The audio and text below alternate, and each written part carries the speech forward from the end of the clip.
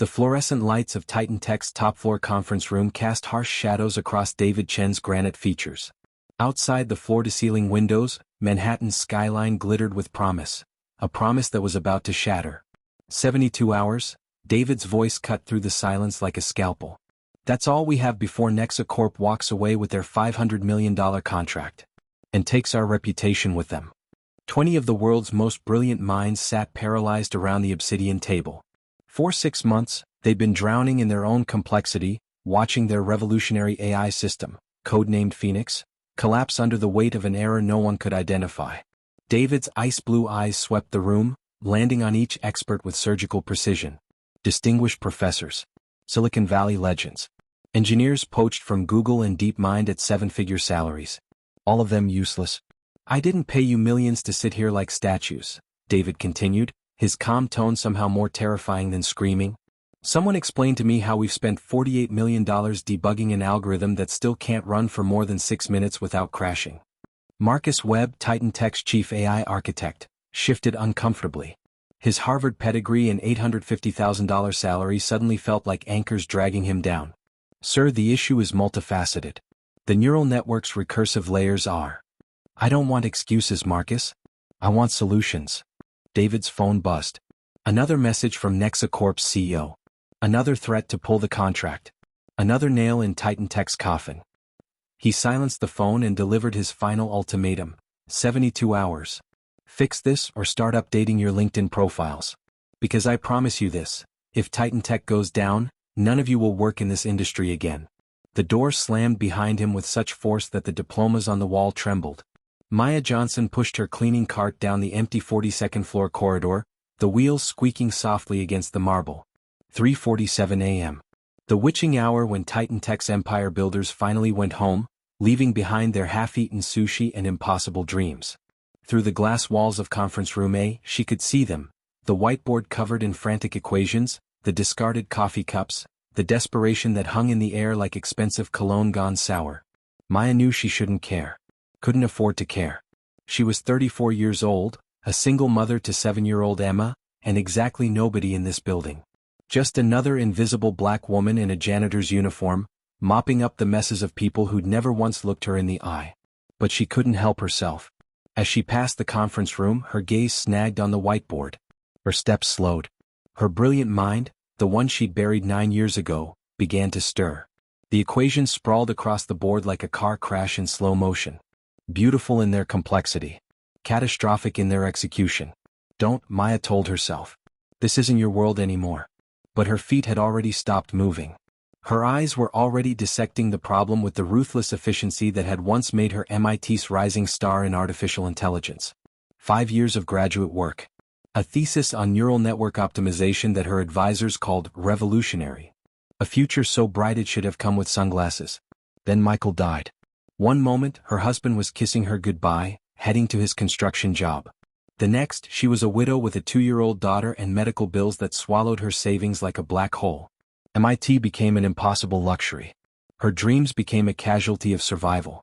Now, 9 years later, she cleaned offices at 4 a.m. and pretended her brain didn't ache to solve the kinds of problems that stumped the geniuses Titan Tech paid millions. Maya glanced at the whiteboard one more time. Her jaw clenched. There. Bottom right corner. A parameter they were treating as linear when it should be. The sigmoid function, she whispered to the empty hallway. It was so obvious. So fundamentally wrong. How had 20 experts missed it? But of course she knew how. They were drowning in their own brilliance, layering complexity upon complexity, never stepping back to see the simple flaw that poisoned everything downstream. Maya shook her head and forced herself to keep walking. This wasn't her problem. These weren't her people. She had Emma to think about. Emma, who was sleeping in their cramped studio apartment right now, dreaming of the college education Maya was sacrificing everything to provide. Just clean the bathrooms and go home, she told herself. But as she pushed her cart toward the service elevator, something gnawed at her. A voice that sounded like Michael's. Maya, you're not a janitor. You're a genius who happens to clean floors right now. Don't ever forget the difference. She stopped, turned around, stared at the conference room. What she didn't know was that in the shadows of the executive suite, David Chen was watching everything. Maya stood outside Conference Room A for 3 full minutes, arguing with herself. You walk in there, you change nothing. You're nobody to these people. But you could save them $500 million. And when has anyone at Titan Tech ever saved you? The memory of Marcus Webb bumping into her last week flashed through her mind. He'd been on his phone, too important to notice her. His coffee had splashed onto her uniform. He'd kept walking without a word of apology, already barking orders at some underling. That was Titan Tech. That was her world now. But the equation was wrong. And Maya Johnson had never been able to walk away from a problem she could solve. Her hand trembled as she pushed open the glass door. The conference room smelled like desperation and expensive coffee. She approached the whiteboard slowly, her reflection staring back at her from the gleaming surface. A small woman in a faded blue uniform, about to commit an act of professional insanity. She picked up a red marker. For 20 minutes, Maya's hand flew across the board. She erased their linear model and replaced it with the proper sigmoid function. Adjusted the recursive parameters. Streamlined the data pipeline they'd overcomplicated. Her movements were confident, precise. Muscle memory from lecture halls and late-night coding sessions that felt like another lifetime. When she finally stepped back, the whiteboard told a different story. Clean. Elegant. Correct. What are you doing? Maya spun around, heart hammering. David Chen stood in the doorway, partially hidden in shadow. His expression was unreadable, a stone mask that had intimidated senators and Silicon Valley titans. Maya's voice caught. I was just cleaning and I saw. Don't lie to me. David stepped into the light. I've been watching you for 10 minutes. You just rewrote my chief architect's algorithm. Maya felt the marker slip from her fingers. This was it. She'd be fired. Maybe worse. She'd crossed a line that people like her weren't supposed to cross. I'm sorry, I shouldn't have. How long did it take you to spot the error? Maya blinked. What? The error. How long after you looked at that board did you identify the problem? She swallowed hard. Maybe 30 seconds? David's eyes narrowed. He pulled out his tablet and began entering her corrections into Titan Tech's simulation system. The silence stretched unbearably. Maya watched his face, trying to read the man who held her livelihood in his hands. The tablet chimed. David stared at the screen. Then stared harder. His jaw tightened almost imperceptibly, the only crack in his armor. Performance increase, 62.4%. Error rate, reduced to 0.3%. He looked up at Maya with an expression she couldn't decipher. In 20 minutes, you solved what 20 experts couldn't solve in 6 months. Maya didn't know what to say. Didn't trust her voice. Who are you? David asked quietly. Maya Johnson. Night shift cleaning crew. I've been here 8 months. That's not what I mean. David stepped closer. Where did you learn AI architecture? MIT. I was in the doctoral program for artificial intelligence. I specialized in neural network optimization. Maya looked down. I didn't finish. Life happened. David studied her for a long moment. In his 20 years building Titan Tech from a garage startup to a $40 billion empire, he'd met thousands of brilliant people. But he'd never seen anyone work a whiteboard with this kind of instinctive mastery. What's your salary here? He asked. $32,000 a year. David's expression darkened. Not at Maya but at himself. At Titan Tech. At a system that paid cleaning crews poverty wages while mediocre MBAs pulled down millions. Be here tomorrow at 9 a.m. Not to clean. As my guest. Sir, That wasn't a request, Ms. Johnson. David walked out, leaving Maya alone with the whiteboard and the terrifying realization that her life had just been turned upside down. What she didn't see was Marcus Webb, frozen in the hallway, staring at the red corrections on the board with dawning horror and rage. Marcus Webb prided himself on control. Control over his team. Control over his reputation. Control over the narrative that he was Titan Tech's indispensable genius. Standing outside conference room A at 4:23 a.m., staring at a janitor's corrections on his whiteboard, Marcus felt that control slipping through his fingers like water. He'd been fetching another coffee, his 8th of the night, when he'd seen David Chen emerge from the conference room with an expression Marcus had never witnessed on the CEO's face. Impressed. Now, looking at the algorithm rewritten in red marker, Marcus felt something uglier than embarrassment. He felt threatened. Who the hell? He muttered, running the simulation on his own tablet. The results made his stomach drop. 62.4% performance increase. It wasn't just good. It was genius-level work that made his team's 6 months of labor look like amateur hour. Marcus's mind raced. If David discovered that a random employee, a janitor, had outperformed his entire department, the implications were catastrophic. His authority would evaporate. His $850,000 salary would be questioned. His carefully constructed image as Titan Tech's AI savant would crumble. He pulled out his phone and sent an encrypted message to his inner circle. 5 senior engineers who owed their careers to Marcus and would do anything to protect their patron. Emergency meeting. My office. 6 a.m. Tell no one. Then he took a photo of the whiteboard, studying the handwriting. Precise. Confident. Whoever did this knew exactly what they were doing. Marcus smiled coldly. Knowledge was power. And power was about to become a weapon. At 9:03 a.m., Maya Johnson walked into Titan Tech's lobby wearing her only professional outfit. A navy blazer she'd bought at Goodwill and black slacks that were slightly too big. Emma had helped her pick the outfit, insisting her mom looked like a scientist on TV. The receptionist looked confused when Maya approached. I'm here to see David Chen. He asked me to. Name? Maya Johnson. The receptionist's eyebrows rose as she scanned her computer. You're on the executive access list. 48th floor. Elevator to the right. Maya had cleaned the 48th floor dozens of times. She'd never ridden the elevator to get there. The executive suite was all glass and steel and million-dollar views. Personal assistants glided past in designer heels. Men in $3,000 suits discussed disruption and paradigm shifts, with the casual arrogance of people who'd never worried about rent. Maya felt like an imposter. Which technically she was. Ms. Johnson? A woman in her 50s approached with a warm smile. I'm Patricia, David's chief of staff. He's waiting for you in conference room A. The same room where she'd committed career suicide 12 hours ago. David was standing at the whiteboard when she entered, analyzing her work with intense focus. He turned as the door closed. Ms. Johnson. Thank you for coming. Mr. Chen, I want to apologize for. He held up a hand. No apologies. You did in minutes what my team couldn't do in months. That's not something to apologize for. He gestured to the whiteboard. Walk me through your thinking. For the next hour, Maya explained her reasoning. David asked sharp questions, challenging her assumptions, probing for weaknesses. But as the conversation deepened, she realized something unexpected. He wasn't testing her. He was learning from her. The linear model was fundamentally wrong, Maya concluded. They were treating the neural network's recursive function like a straight line when it's actually a curve, David finished.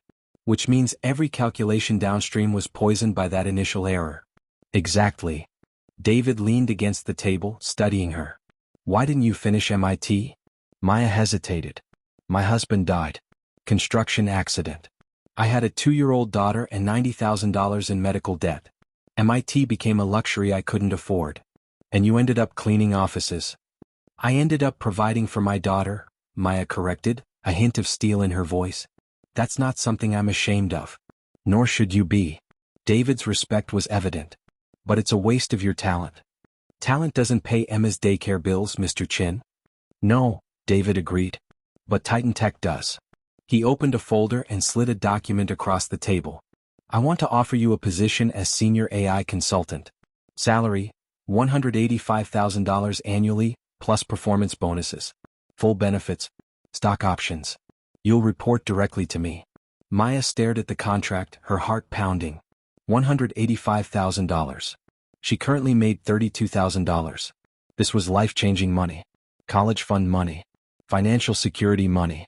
Why? She asked quietly. Because you solved an impossible problem. And because Titan Tech needs people who can see what everyone else misses. David's expression hardened. But I need to be honest with you. This won't be easy. You'll face resistance. People like Marcus Webb built their careers on being the smartest person in the room. You just proved they're not. I can handle resistance. Can you handle being sabotaged? Maya met his eyes. She thought about Marcus Webb's coffee splashing on her uniform. The countless times she'd been invisible in these hallways. The years of being overlooked, underestimated, dismissed. I've been underestimated my entire life, Mr. Chen. I'm used to proving people wrong. David smiled, a rare, genuine expression that transformed his face. Then welcome to Titan Tech, Ms. Johnson.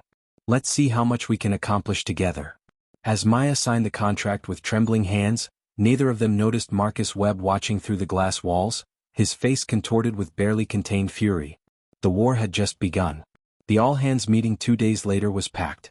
Word had spread through Titan Tech like wildfire. David Chen was making a major announcement. The auditorium buzzed with speculation.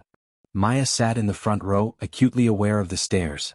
She'd worn the same Goodwill blazer, but somehow it felt even more inadequate surrounded by Armani and Prada. When David took the stage, silence fell instantly. 3 days ago, Titan Tech was facing catastrophic failure. Our Phoenix AI system, the project that represents the future of this company, was dead in the water. Despite 6 months of work by our best engineers, we were 72 hours from losing our biggest contract. Heads nodded. Everyone knew about the Nexacorp crisis. Then something remarkable happened. David's gaze swept the room. Someone with no fancy title, no MIT degree on the wall, no equity stake in this company, someone we'd completely overlooked, walked into our conference room and solved the problem. Marcus Webb's jaw clenched visibly. Maya Johnson, David continued, spotted a critical error that our entire AI division missed. In 20 minutes, she rewrote an algorithm that has now passed every stress test. Performance increased by 62%. Error rates dropped to near zero. Nexacorp signed the contract yesterday, $500 million secured. The auditorium erupted in applause. Maya felt her face flush. Effective immediately, Ms. Johnson is our senior AI consultant. She'll be working directly with me to overhaul Phoenix and ensure we never again let arrogance blind us to talent. As the applause continued, Marcus Webb slowly stood. David, may I? His voice was calm, but Maya heard the edge beneath it. David nodded, his expression unreadable. Marcus turned to face the crowd, and Maya suddenly understood what a predator looks like right before it strikes. First, let me congratulate Ms. Johnson on her lucky observation. Marcus's smile didn't reach his eyes. However, I think we need to discuss the elephant in the room. He clicked a remote, and a slide appeared on the screen behind him. Maya's employment record at Titan Tech: 8 months as a night janitor. Before that, 9 years of odd jobs. No completed degree. No published papers. No professional experience in AI development. Ms. Johnson claims to have identified a flaw in an algorithm designed by Dr. Sarah Chen, Stanford PhD, 15 years at DARPA. By Dr. James Rodriguez, former head of IBM's Watson project. By me, Harvard Computer Science, lead architect on 3 of the most successful AI platforms in history. Marcus's voice dripped with skepticism. And we're supposed to believe that someone with no credentials, no experience, no peer-reviewed work just saw something we all missed? Murmurs rippled through the audience. Maya felt the shift, doubt creeping in like fog. Here's what I think happened, Marcus continued. I think Ms. Johnson overheard discussions. Maybe she saw preliminary notes. Maybe she got lucky with a guess. But the idea that a janitor with an incomplete graduate education outperformed our entire team. He laughed. That's not talent. That's statistical improbability. The auditorium was silent now. All eyes on Maya. She felt the weight of every skeptical stare. The same doubt she'd faced her entire life. You don't belong here, you're not smart enough, you're not one of us, crashing down like a wave. But then she thought of Emma. Her daughter's voice. Mom, you're the smartest person I know. Maya stood. You're right, Mr. Webb. I don't have a PhD. I don't have 15 years at DARPA. I don't have a Harvard degree. Her voice was quiet but steady. What I have is the ability to see problems clearly, without the ego and institutional blindness that comes from being told you're a genius for 20 years. She walked to the stage. David stepped aside, giving her the floor. The error in your algorithm wasn't complex. It was fundamental. You treated a nonlinear function as linear, a mistake any first-year MIT student would catch. But none of you caught it because you were too busy congratulating yourselves on how clever you were. Maya clicked to the next slide, the original flawed algorithm. Here's what you built. Layers upon layers of unnecessary complexity, like covering a cracked foundation with expensive marble. You didn't solve the problem. You buried it. She clicked again, her corrected version. And here's what I built. Simple. Clean. Effective. The question isn't whether a janitor could fix your algorithm, Mr. Webb. The question is why it took a janitor to see what you were too arrogant to notice. The silence was deafening. Then, from the back of the auditorium, someone started clapping. A junior engineer Maya had never met. The applause spread, slowly at first, then building to a crescendo. Marcus Webb's face went crimson. He turned to David, expecting support. But David's expression was ice. She's right, Marcus. About the algorithm. And about the arrogance. He addressed the room. Titan Tech's success was built on challenging assumptions and valuing results over credentials. Somewhere along the way we forgot that. Ms. Johnson just reminded us. As the meeting adjourned, Marcus pushed past Maya without a word. But she saw the promise in his eyes. This isn't over. Over the next 3 weeks, Maya learned that proving herself once wasn't enough. She had to prove herself every single day. Marcus Webb's sabotage was subtle at first. Meetings scheduled without inviting her. Technical questions directed to her assistants instead of her. Code reviews that nitpicked her work while rubber-stamping inferior solutions from Marcus's team. But Maya had survived 9 years of impossible odds. She wasn't about to give up now. She worked 18-hour days, arriving before dawn and leaving after midnight. She rewrote entire sections of Phoenix, optimizing systems that Marcus's team had declared good enough. She mentored junior engineers, especially the women and people of color who felt as invisible as she once had. And slowly, grudgingly, people started to believe in her. Except Marcus. 6 weeks into her new role, Maya found herself in David's office, explaining why Phoenix's latest test had crashed spectacularly. Someone introduced a backdoor vulnerability, she said, showing David the code. It's designed to look like my work, but I didn't write this. David's expression went dark. Marcus. I can't prove it. You don't have to. I know his style. David closed his laptop. Maya, I need to ask you something. Why are you still here? She blinked. What? You're brilliant.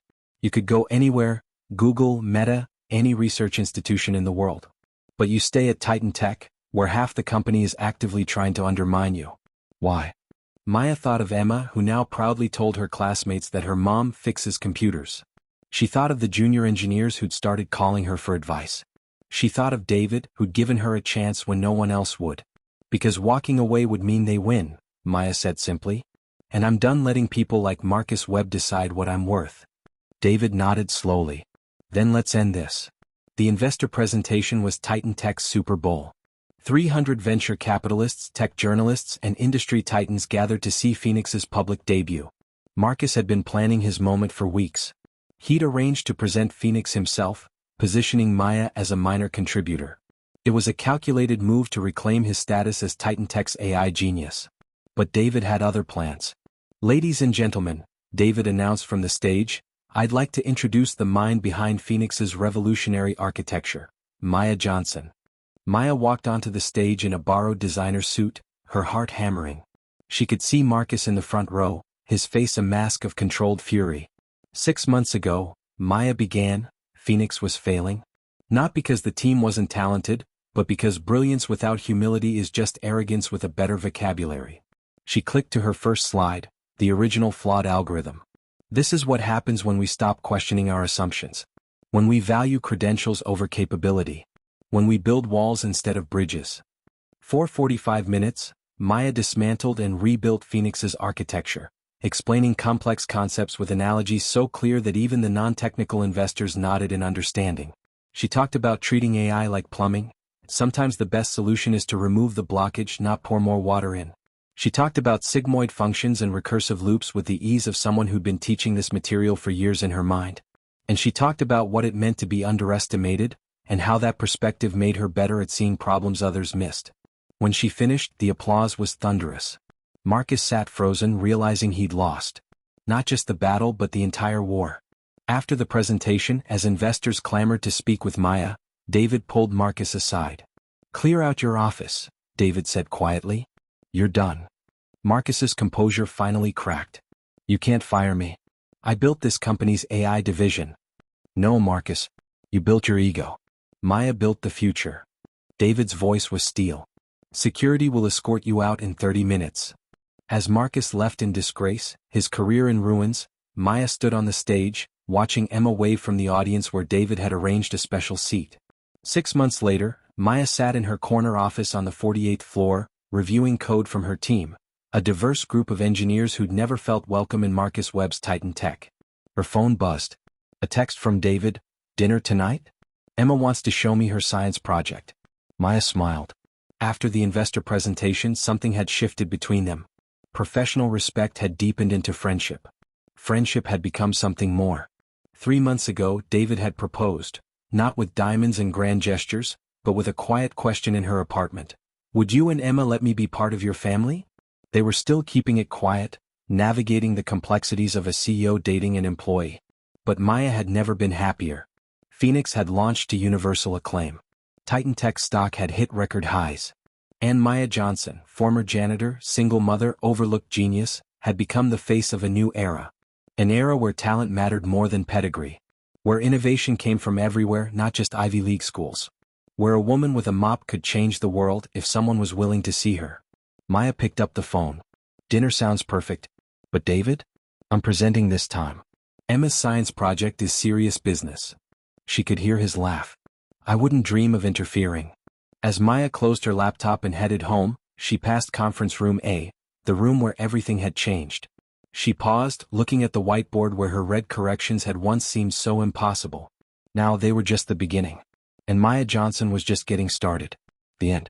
True worth isn't measured by where you start, but by your courage to rise above every obstacle, see what others miss and prove, again and again, that talent has no pedigree. Don't let the inspiration stop here. If Maya's journey from janitor to tech genius moved you, inspired you, or reminded you that your worth isn't defined by your circumstances, we have hundreds more stories just like this waiting for you. Like this story if it touched your heart. Share it with someone who needs to hear that they're capable of greatness. Subscribe to PhiloStream TV for more incredible life-changing stories every week. What you'll get when you subscribe. Inspiring underdog stories that prove anything is possible. Real-life tales of courage, perseverance, and triumph. Stories that challenge stereotypes and celebrate human potential. Weekly content that will motivate you to chase your dreams. Your next favorite story is just one click away. Subscribe now to PhiloStream TV. Because everyone deserves to know their story matters. And we're here to tell the stories that mainstream media overlooks. The janitors who become CEOs, the dreamers who become innovators, the invisible who become unstoppable. Join our community of dreamers, believers, and achievers. Hit that subscribe button and turn on notifications so you never miss a story that could change your life. Comment below, what obstacles are you ready to overcome? Let's inspire each other.